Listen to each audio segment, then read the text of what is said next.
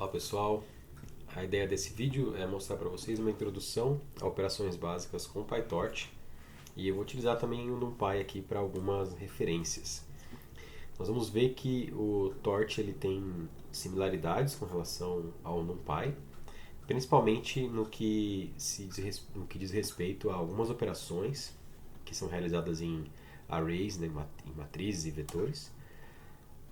E também para geração de arrays e matrizes. Então, por exemplo, se a gente usa o NumPy para gerar um intervalo, eu posso, por exemplo, gerar um intervalo com 5 elementos. Então, nesse caso, ele está gerando um intervalo e transformando isso em um array. Então, é um intervalo com um array de 0 até 4. Lembrando que no Python, em geral, nos intervalos, a gente tem um intervalo sempre, o último valor ele não é incluído. Então aqui, se eu defino dessa forma, ele vai de 0 até 4. Então, e se eu especificar o primeiro número, por exemplo, 1 até 10, então ele vai do 1 até 9. Então ele nunca inclui, o intervalo é fechado e aberto. Então não é igual para o primeiro valor e para o segundo valor.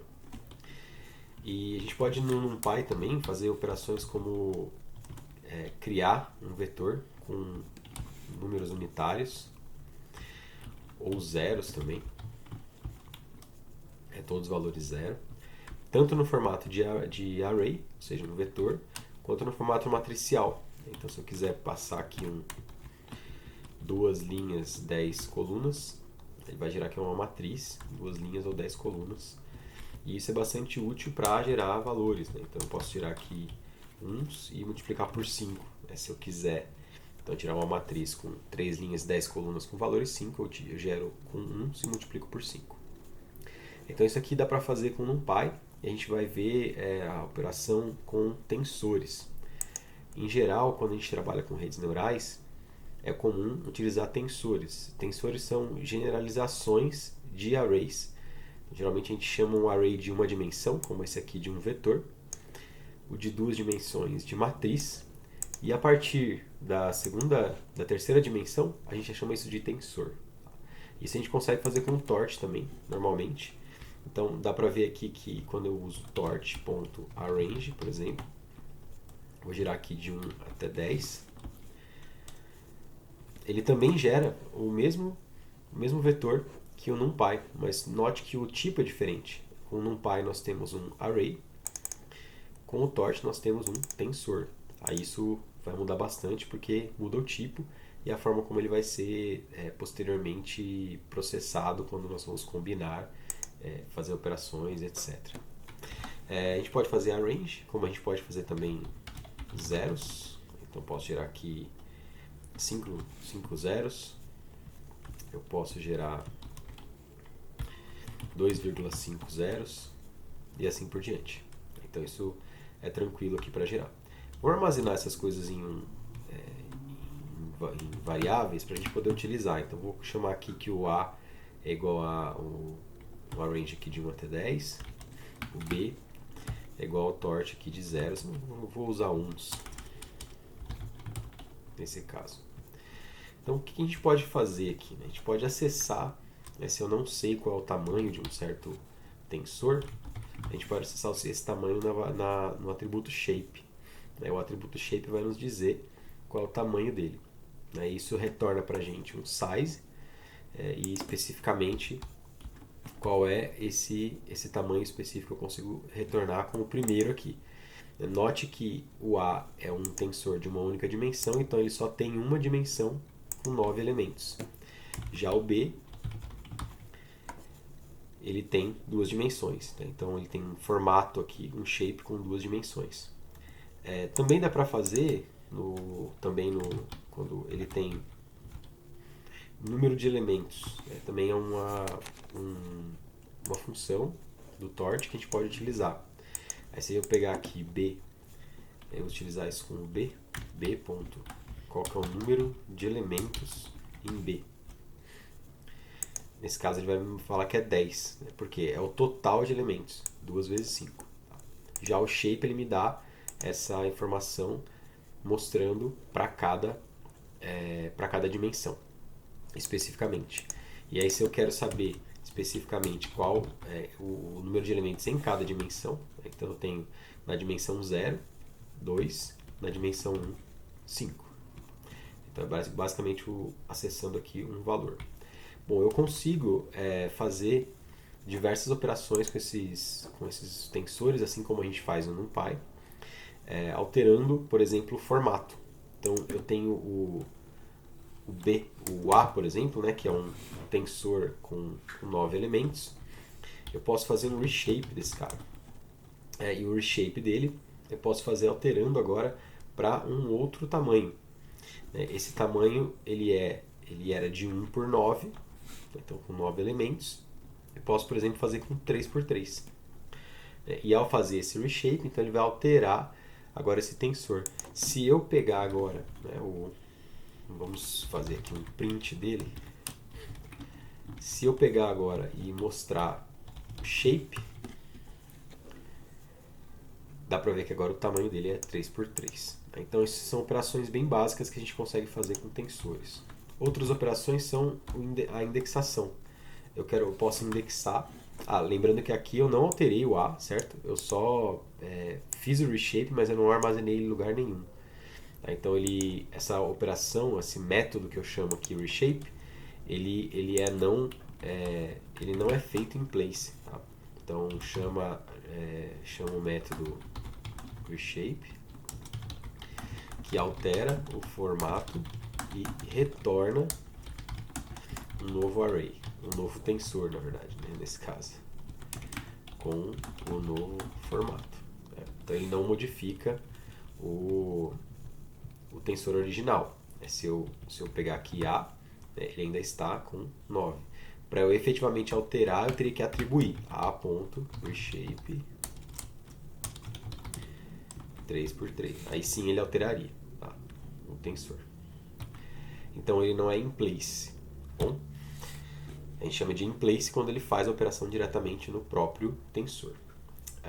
Bom, então eu posso acessar posições desse tensor. Então se eu quero, por exemplo, verificar qual é o primeiro elemento, então eu uso o índice 0, que vai me indicar aqui o primeiro elemento do tensor. E se eu quero o terceiro e o quarto elemento, ele me dá o quarto elemento e assim por diante. Eu posso utilizar, como no NumPy, o último elemento, ele está indexado com -1. E posso também usar fatiamento. Então eu quero, por exemplo, eu quero o elemento 0 até o elemento 4. Ou eu quero todos os elementos até o -3, ou seja, até o antepenúltimo.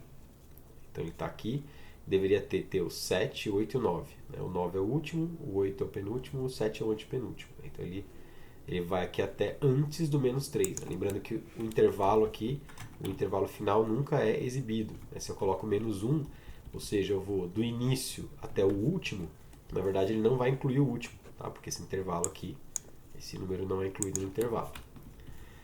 Se eu quero o último, do primeiro até o penúltimo, e assim por diante. Que mais? Bom, então vamos para operações básicas. A gente tem certas operações que podem ser feitas de maneira unária. Então eu vou criar aqui um torch.arrange.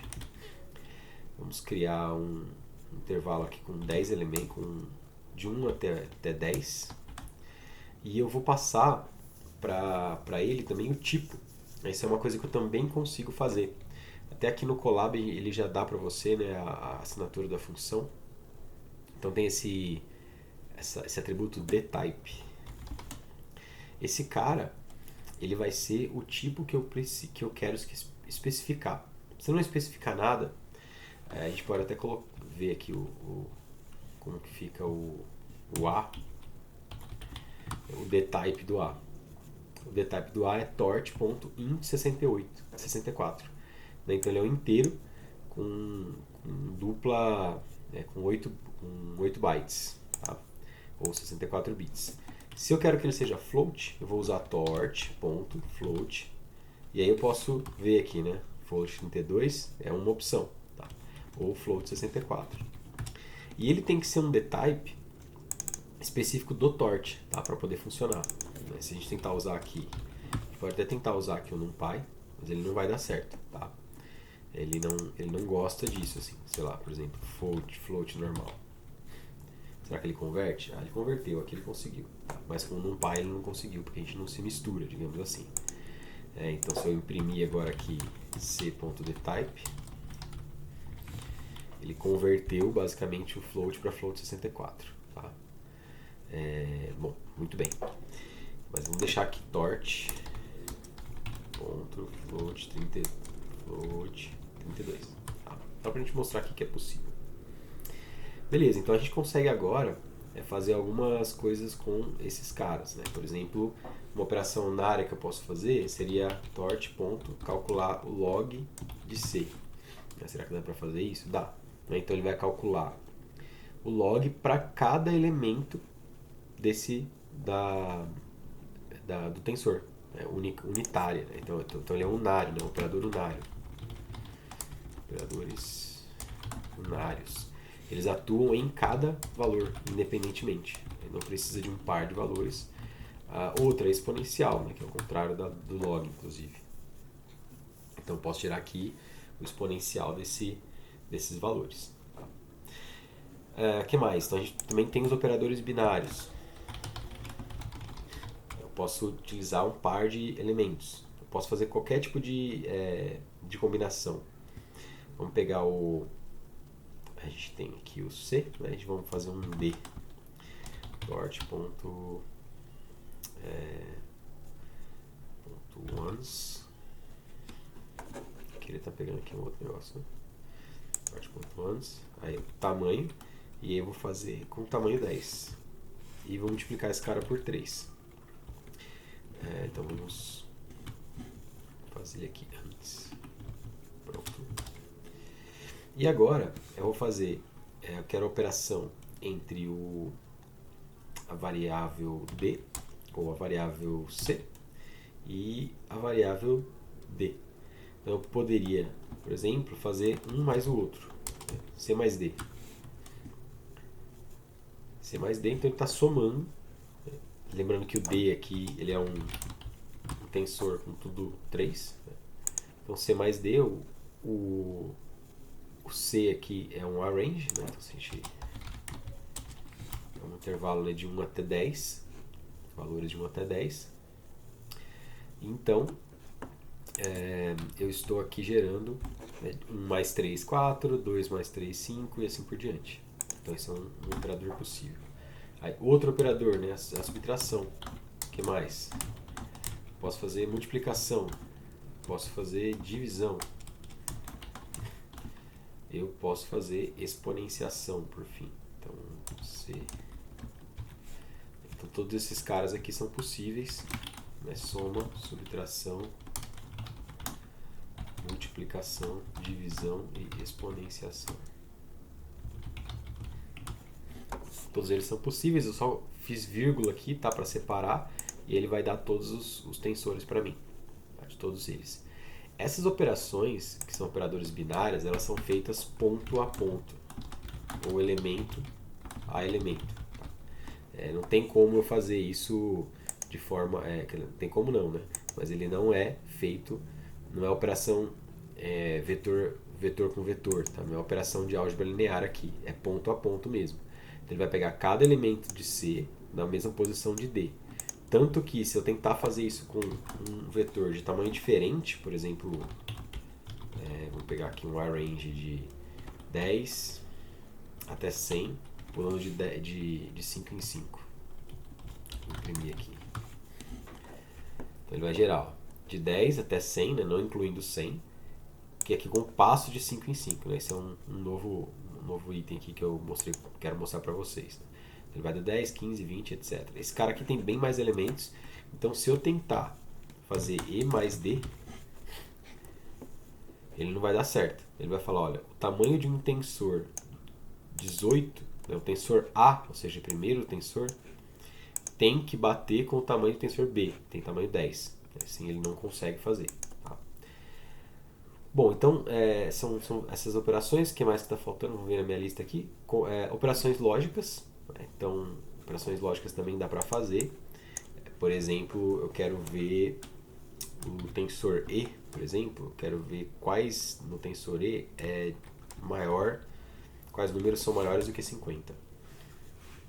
Se eu peço isso, ele retorna um tensor binário, ou verdadeiro ou falso, né, booleano, que mostra aqui quais são os valores falsos ou verdadeiros.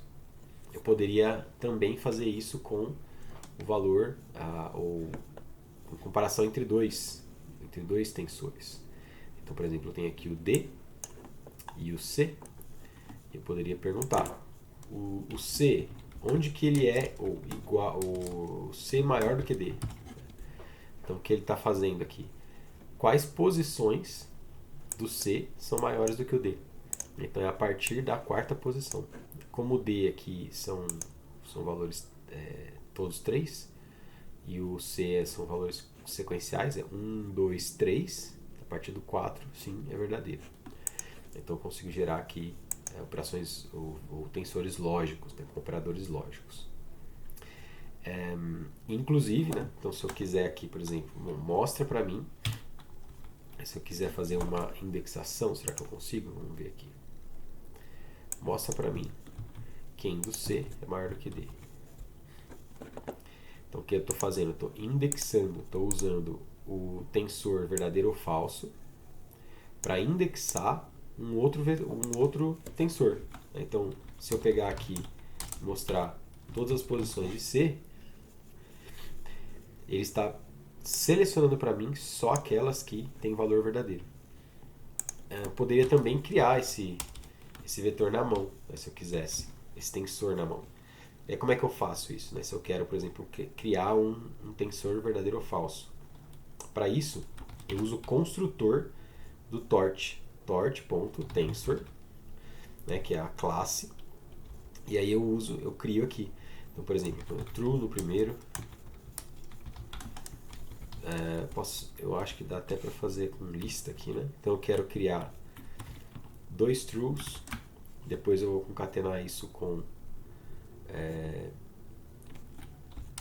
false, 3 falsos depois, ou 4 falsos, né? Já deu 6,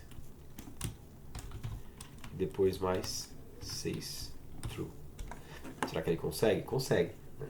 Então o que eu estou usando aqui? Eu estou usando primeiro a operação de lista de Python, né? Então concatenando valores aqui em lista, então gerando aqui 2 trues, 4 falsos e depois 6 trues. Isso vai dar 12 valores, né? Eu peguei errado aqui, na verdade eu quero 4.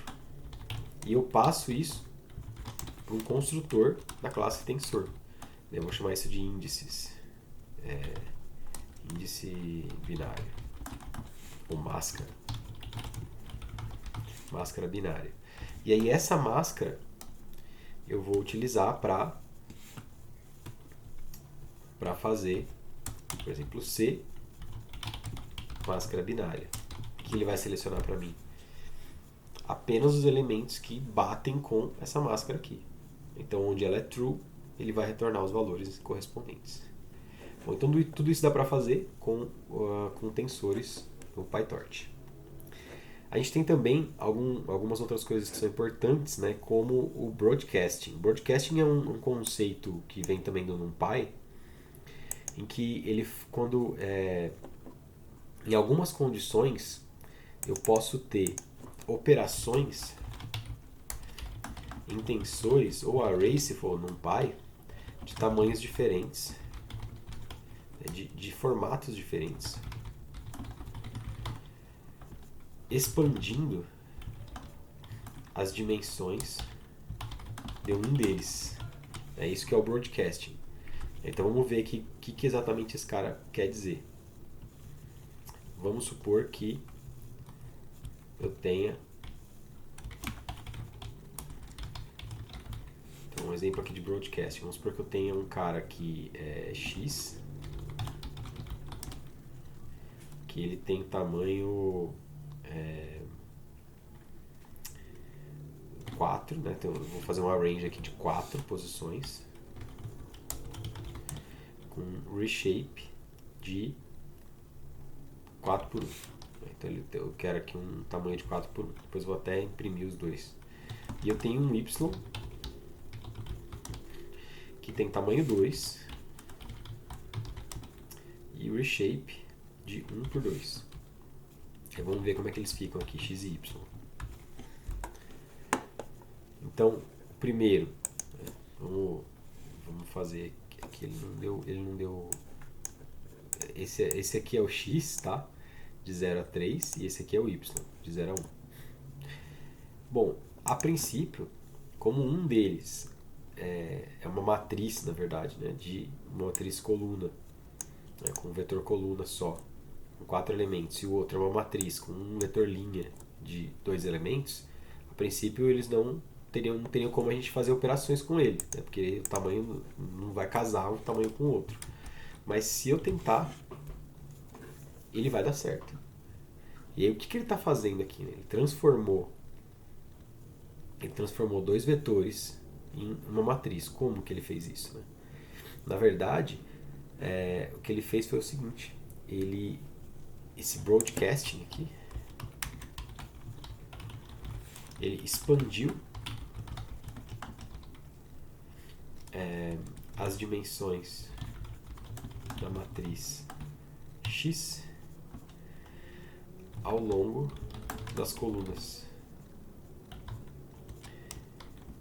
e da matriz Y ao longo das linhas antes de realizar a soma. Então, se a gente vê aqui, ó, o que ele está fazendo? Ele copiou, né? Então, ele copiou o 0, ele fez 2 zeros, 2 uns, 2 2, 2 3, e aqui ele fez um 0 1, um 0 1, um 0 1. Então, isso aqui seria a mesma coisa de eu ter feito o seguinte, ó, de eu ter feito uma soma, né? Vou pegar aqui z dort.tensor, e aí eu vou criar assim, né? Então o z seria o x, né? O x broadcasted, que seria a linha 0 0, teria desse jeito aqui: 1 2 2 3 3. Ele faria isso aqui. E o y broadcasted, ele seria o 0 1, e ele repete isso em todas as linhas: 0 1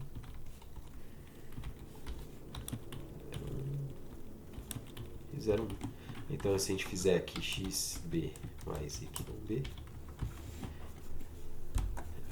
ele vai dar exatamente o mesmo valor, né? Então, o que ele fez aqui? Né? O broadcasting, ele expande uma das dimensões que está faltando para poder complementar. Isso pode ser bastante útil em algumas situações. Tá? Se eu tiver aqui algum cenário necessário. Inclusive, por exemplo, né, se eu tiver um x já broadcasted, aqui, um xb, e somar com y. Então, o que ele faz? Ó, o xb mais o y funciona também. Né? Então, eu posso já ter uma matriz assim formadinha, e quando eu somo com y, ele expande. Ele pega esse cara aqui, que já era, né, de tamanho, shape dele, né, 4 por 2, xb, e quando eu somo com o y não, o y é 1 por 2. Então, como é que ele faz? Né? Para esse cara aqui, esse cara bate com esse. Né? Para esse 4 bater com 1, ele expande a dimensão para valer 4. E aí, assim, ele calcula todos os elementos. Bom, espero que vocês tenham entendido aí. Façam aí para vocês terem uma ideia como funciona. Tá? Bom, outro item importante é a cópia de tensores. Então, a gente vai ter dois tipos de cópia rasa e cópia profunda. Então, se eu tenho um certo tensor, né, por exemplo, o tensor x aqui que a gente tinha feito, né, esse tensor x, se eu fizer x é igual a x mais... Não, aqui não vai dar, né? Que eu tenho agora não vai dar mesmo, né? Que eu tenho tamanhos diferentes. Vou pegar um que é o mesmo tamanho, né? Então, eu tenho aqui, ó, c e o d, certo? Então, vou pegar o c, o valor de c, e dizer assim: Vamos gerar de novo esse valor, esse vetor C. Aqui em cima ainda. Aí. Beleza, só para garantir que a gente sabe quem que é ele. Tá? Eu vou substituir agora. C é igual a C mais D. Então, o que acontece aqui? Né? Será que ele vai substituir, né, ele vai fazer aqui uma modificação, né, vai fazer um reuso dessa memória de C, ou ele vai criar um novo espaço da memória, né, com isso? Para a gente saber isso, a gente pode fazer o seguinte, a gente pode pegar o ID antes, e o ID é uma função do Python, que eu pego aqui o ID de C, e eu verifico, bom, o ID de C, ele continua igual ao ID de antes? Então, estou fazendo um teste aqui, depois da alteração. Então, vamos ver. Ó. Não, né? Então, quando eu faço isso, ele está criando uma nova variável, espaço, na memória. Né? Então, ele não faz o reuso da memória. Para eu forçar o reuso da memória, ele vai fazer, eu tenho que fazer uma das manhas, né, para poder fazer isso, seria fazer o seguinte: quando eu quero que ele reuse a memória, eu faço dois pontos. É como se eu estivesse pegando e falando assim: pega esse tensor, substitui todos os elementos dele por C mais D. E aí ele vai manter a mesma... Opa, o que eu fiz aqui? Era pra ter dado certo. Ah, peraí. Ele tá... Eu tinha que ter feito assim, né? Agora sim, agora tá dando certo, né? Eu crio a primeira variável. Aí, falso. Agora é verdadeiro. Opa, tava errando aqui. Então, criei a variável, né? Peguei o ID dela, alterei ela e verifiquei se ela é a mesma. Aqui é a mesma coisa, tá? E aqui ela não é a mesma, aqui ela é a mesma. Então aqui eu reusei a memória que existia. Tá? Bom, isso também vem, né? O Torch também tem um outro sistema de cópia rasa e cópia profunda, né? A gente pode fazer isso, e aí tem algumas funções que se pode utilizar. A gente tem uma das funções é o copy, né? Mas a gente tem também o clone, né? Aí depois a gente vai ver isso com mais calma, mas aqui a gente, por exemplo, então eu vou pegar aqui, né, o ID antes é igual a ID C, D é igual a C, e aí a gente pode ver se o ID de D é igual ao ID de antes. É verdadeiro, né? Então, quando eu faço desse jeito, o que eu estou fazendo é uma cópia rasa. D, na verdade, é uma visão, é um view de C. Então, para eu poder fazer uma cópia profunda, eu posso fazer um ponto clone.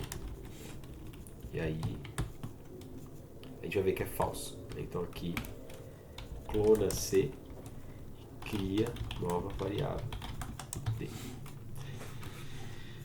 Beleza? Bom, vamos lá. Então agora com operações de vetores e matrizes, né, que é super importante, né, tipo, fundamental para a gente fazer aqui coisas com aprendizado profundo, com aprendizado de máquina, etc. Bom, a gente já viu que se eu fizer operações diretas entre os valores, na verdade eu não tenho eu não tenho, né, a multiplicação matricial, multiplicação entre vetor e matriz, eu tenho multiplicações ponto a ponto. Então como é que eu faço? Né? Vamos pegar aqui, né? Vamos supor que eu tenho um vetor aqui de 5 dimensões, né? Fazendo um vetor bem simples aqui. E eu tenho uma matriz A com 25 elementos Só que eu vou fazer um reshape dela para ela ficar com 5x5. Então tenho dois valores que eu quero realizar aqui. Bom, algumas coisas importantes. Bom, a gente pode até imprimir X e A para a gente ver. Então aqui uma é... Se eu der um espaço, será que ele dá... Não, ele vai ficar assim mesmo, tudo bem. Então esse cara aqui é o X e esse aqui é o A. Bom, eu posso fazer algumas coisas importantes, né?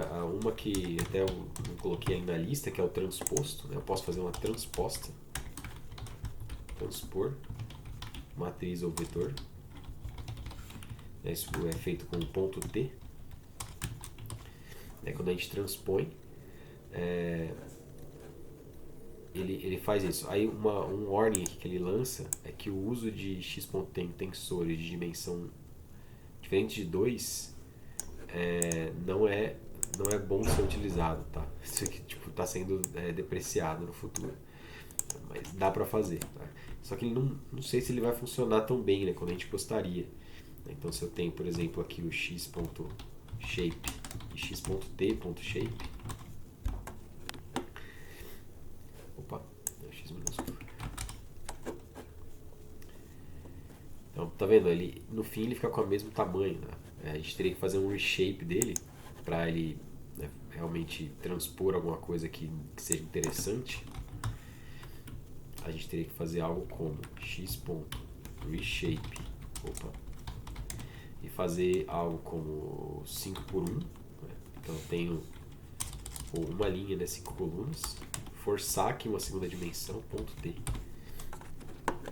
Aí sim, porque se a gente pegar o x.reshape 1,5, o que ele é, né? Um vetor linha, e agora eu tenho um vetor coluna.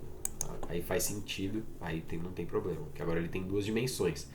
Como é que eu sei que ele tem duas dimensões? Bom, dá pra ver aqui, ó, que ele tem dois colchetes e não só um colchete. Mas se eu fizer só o X aqui, ele tem um colchete só. Outra pista que eu posso ter é o shape dele. O shape dele aqui é 5. Se eu pegar, vou subir esse cara aqui, se eu pegar esse cara aqui, o shape dele, ele já vai ser 1/5. Então tem duas dimensões, uma matriz na verdade. Beleza, então vamos fazer algumas operações aqui que sejam interessantes. A gente vai falar aqui sobre redução. Redução é uma delas. Redução vale a pena, né, falar sobre redução, que é calcular algum tipo de valor entre vários elementos, né? Então a gente vai calcular algo ao longo de dimensões do vetor ou do tensor, né? Então basicamente é isso aqui que quer dizer redução. Ou seja, um nome não muito comum. Então, redução. Se eu tenho a tensor A, eu posso fazer, por exemplo, A.sum. O A.sum é a soma de todos os elementos. Ele fazer uma redução mesmo. Ele reduziu 25 elementos para 1. Outro que eu posso fazer é a redução ao longo de uma só dimensão. Sum. Aí eu especifico o eixo. Eu quero a redução no eixo 0. O que ele está fazendo então? Ele está somando ao longo do eixo 0. Que o eixo 0 são as linhas. Ele vai somar todas as linhas, para cada coluna ele vai somar todas as linhas. Então aqui a soma é 50, aqui a soma é 55, 60, 65, 70.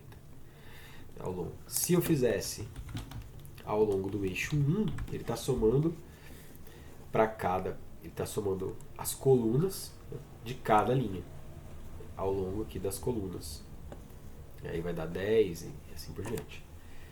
Existem outras funções de redução que a gente pode utilizar. Uma delas é a média, min, também é bastante útil.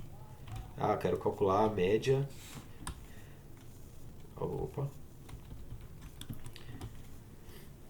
Ao longo de um eixo. Não deu certo. Ele precisa de ser. Ele está falando aqui, ó. eu tenho que ter um floating point para calcular a média, né? Porque a média pode dar valor quebrado, né? Então não pode ser um inteiro.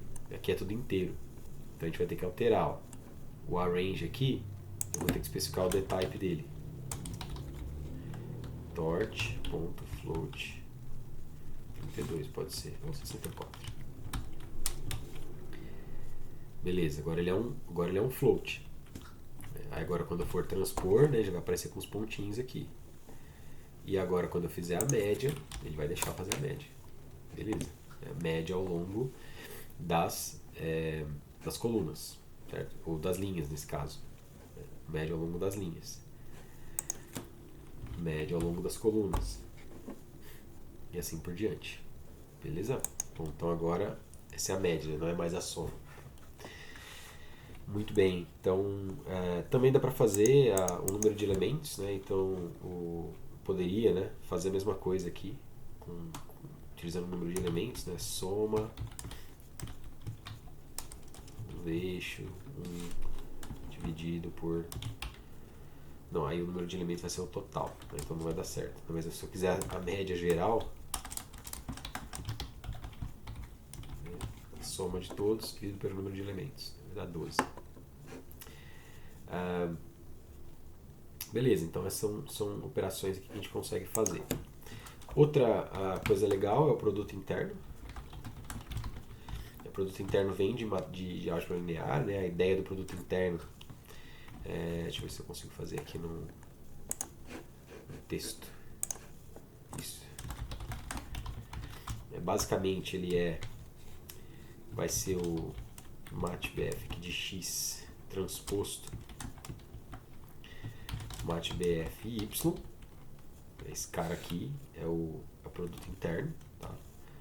Que nada mais é do que a soma de cada elemento, a soma dos elementos multiplicados. Então eu tenho a somatória aqui de cada i para xi vezes yi. Tá? É basicamente isso que eu estou fazendo aqui. Eu estou somando cada um deles, né? Esse produto interno, ou dot product em inglês.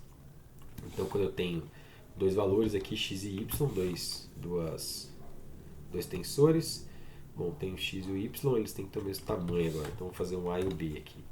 Então vai ser o range de 1 até 6, e o b vai ser deixa eu ver aqui, um lp.ones de tamanho 6, de tamanho 5, vezes 3. Tá, então a gente tem aqui o A e o B. E agora, vamos somar aqui A e B. Se eu faço A, tort.dot A e B, calculo para mim o produto interno.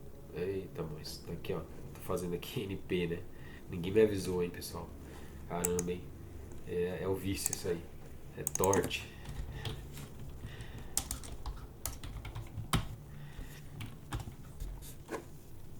Caramba! Agora eu tenho que fazer também. Um deles é long e o outro é float. É bom que dá esses erros aí que depois vocês não erram. Dá pra ver por aqui já, ó. Que esse cara que tá com float e esse cara tá com int. Float. Double e float também não deu certo, né? Um é float 64, o outro é float 32. Agora vai? Agora vai. Então o produto interno deles é 45. E finalmente os produtos o que eu tenho, né? O que eu posso fazer são produtos matriz vetor. Então vamos fazer alguns aqui, né? Então eu tenho multiplicação matriz vetor, é uma deles, e aí tem o tort.mv, né, matriz vetor. Então eu posso multiplicar A por X, por exemplo. Deixa eu ver. De novo, né? A gente está com... Vamos ver aqui. Fiz X e fiz o A. Então eu tenho que fazer aqui, ó. Dtype tort.float 64. Os dois tem que estar em 64.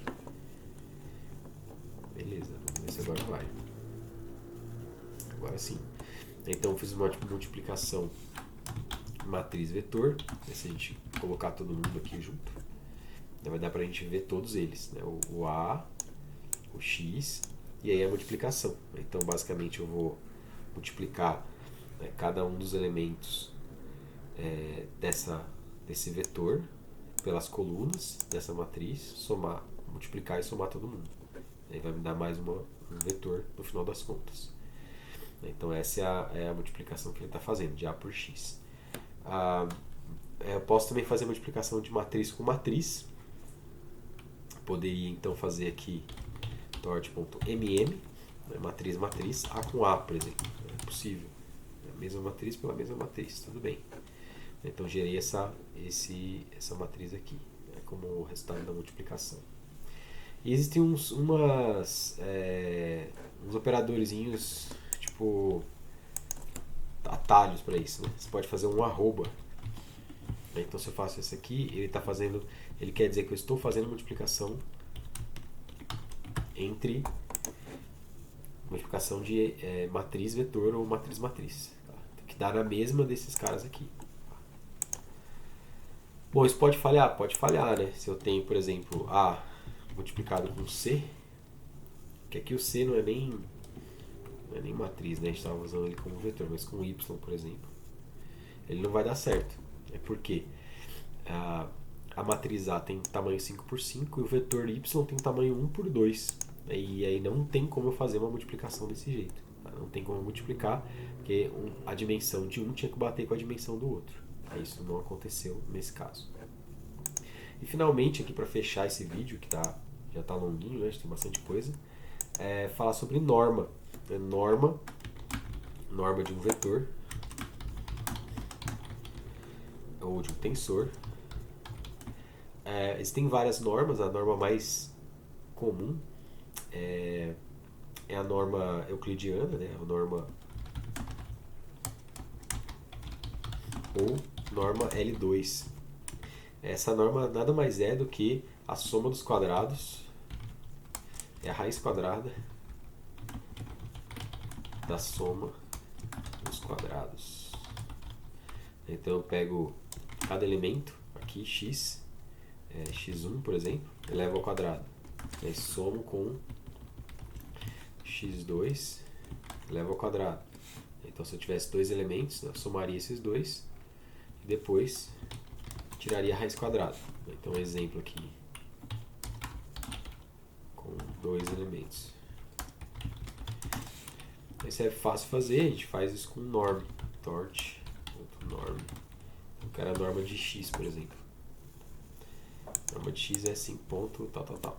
Então, para ver aqui, então x tem essa sequência, essa é a norma desse vetor.